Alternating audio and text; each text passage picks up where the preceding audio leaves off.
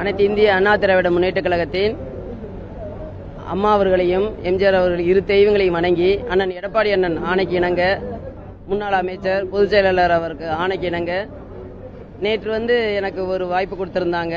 நம்ம லால்குடி தொகுதி சட்டமன்ற தொகுதியை பற்றி நான் பேசுறதுக்கு. அந்த இதில் எலிஃபெண்ட் அதை பற்றி நான் கொடுத்துருந்தேன். அதை உடனே சிஎம் பார்த்துட்டு அதுக்கு அனிமல்ஸுக்காக, எலிஃபெண்ட்டுக்காக, யானைக்காக ஒரு நல்ல தீர்ப்பு கொடுத்துருக்காங்க. நன்றியை தெரிவித்துக் கொள்கிறேன். ஏனென்றால் ரொம்ப கோயம்புத்தூர் தடாகம் அந்த மாதிரி அந்த ஏரியாவிலாம் ரொம்ப அந்த ஆளுக வர்றதை உயிர் சேதம் ஆயிட்டு இருந்துச்சு. அதுகளுக்கு சரியான தொட்டி அமைச்சு அந்த வேலி அமைக்குமாறு கேட்டு மனு கொடுத்திருந்தேன். அதை ஏற்றுக்கொண்டு அவங்க நல்ல முறையில் வெளியிட்டதுக்கு நன்றியை தெரிவித்துக் கொள்கிறேன். அதேபோல் நம்ம லால்குடி தொகுதியில் சட்டமன்ற தொகுதியில் சிவில், கிரிமினல் மற்றும் ஒருங்கிணைந்த நீதிமன்றங்கள் இருக்குது.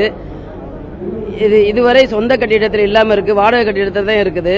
சில மாதங்களுக்கு முன்பு ஆங்கரை அரசு பாலிடெக்னிக் அருகில் உள்ள சிவஞான கூட்டுறவு சங்கத்திற்கு சொந்தமான இடம் நீதிமன்றம் வளாகம் அமைப்பதற்கு தேர்வு செய்யப்பட்ட நிலையில் இதுவரை கட்டுமான பணிகள் தொடங்காமல் கிடப்பில் போடப்பட்டுள்ளது.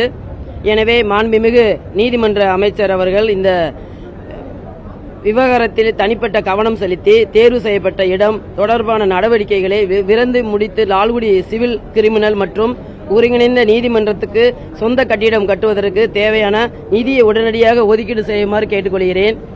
அதேபோல் திருச்சி மாவட்டம் லால்குடி சிறைத்துறை பணியாளர்கள் நலன், சிறைத்துறை பணியாளர்களின் நலன், பணிச்சூழல் மேம்பாட்டு மற்றும் நீண்டகால நிலுவையில் கோரிக்கைகளுக்கு அரசு உரிய தீர்வு வழங்க வேண்டும்.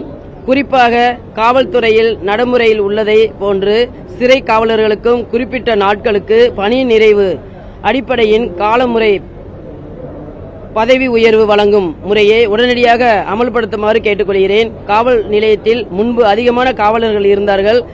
ஆனால் இப்ப குறைவான காவலர்கள் இருக்கிறார்கள்.